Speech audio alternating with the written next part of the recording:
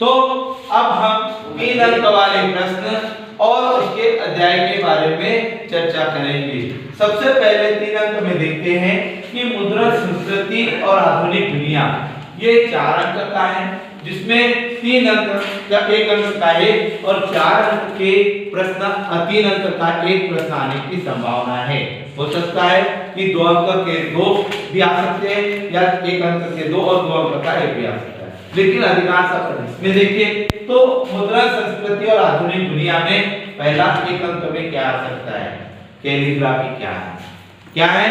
हाथ से चित्र और लिखावट को कैलीग्राफी कहते हैं। इसको दूसरा नाम क्या है? कैलीग्राफी। दूसरा प्रश्न ये आता है कि पहली मुद्रण की तकनीक वाले पहले देश कौन थे? चीन, जापान, कोरिया। ठीक है, आ सकता है। मार्को पोलो कौन था? मार्को पोलो वुड ब्लॉक की स्थापना की। क्लियर हो गया? ये हमको पता होना चाहिए। अब प्रश्न ये आ सकता है कि मुद्रण क्रांति ने, ठीक है, पूरे दुनिया को नया संदेश दिया, समझाइए। ऐसा आ सकता है? मुद्रण क्रांति ने पूरी दुनिया को नया संदेश दिया, समझाइए। तो मुद्रण वाले देश कौन से थे? चीन, जापान, कोरिया।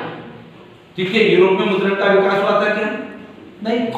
तो ये प्रश्न तैयार करें। दूसरा टिप्पणी लिखो, किस पर?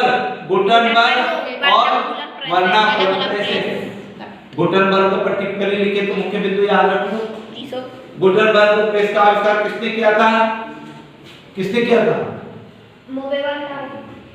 नहीं, गुटेनबर्ग जो प्रेस था, ठीक है, वो किसने खोज किया था? याद है आपको?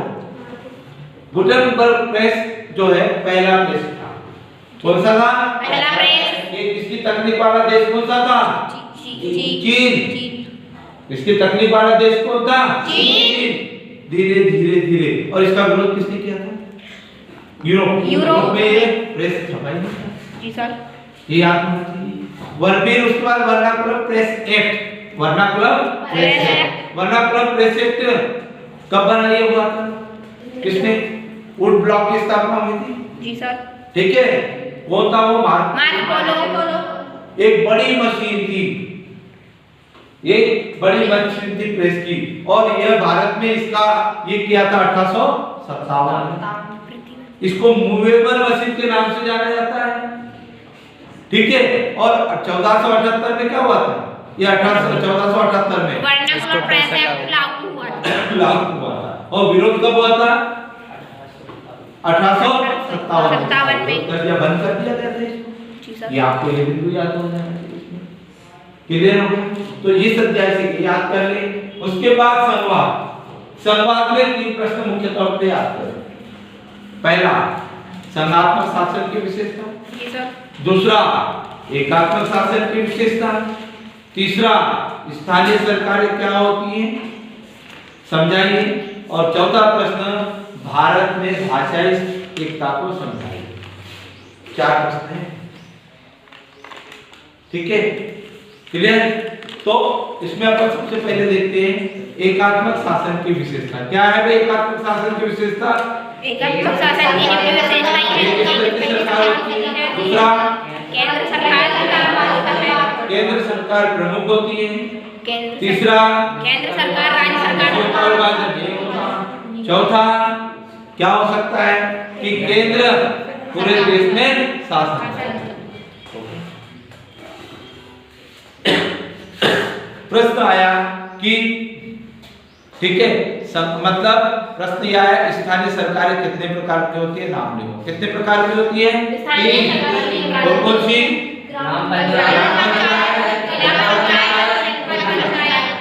किसी एक का कार्य तो लिख लेंगे। चलो, नगर में स्थानीय सरकारें 3 प्रकार की होती हैं। नगर पालिका, नगर पंचायत, नगर पालिका और नगर निगम। गांव के मुखिया को क्या कहते हैं? सरपंच। और वार्ड को क्या कहते हैं? वार्ड के मुखिया को पंच। ऐसे ही नगर पालिका के वार्ड मेंबर को पार्षद कहा जाता है। क्या कहा जाता है? पार्षद।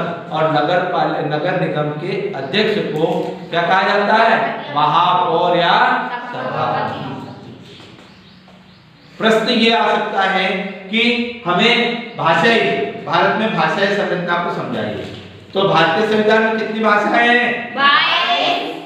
भारत में संविधान के अनुसार 22 भाषाएं हैं।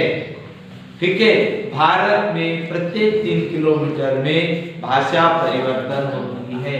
अधिक धर्म के अलग अलग लोग, अधिक अलग अलग रीति रिवाज के लोग हैं और अलग अलग बोलियां बोलते हैं। अनेक बोलियां, कम से कम भारत में कम से कम 100 से अधिक बोलियां पाई जाती हैं। हर 3 किलोमीटर में भाषा बदलती है। इतना सब होने के बाद भी भारत एक हो गया। ये अध्याय के भी कंप्लीट हो जाएंगे। उसके बाद हम बात करते हैं मुद्रा एवं साख। 4 अंक का है, बहुत अच्छा अध्याय है। पहला प्रश्न है कि क्या कारण है कि बैंक कर्जदार को ऋण नहीं देती?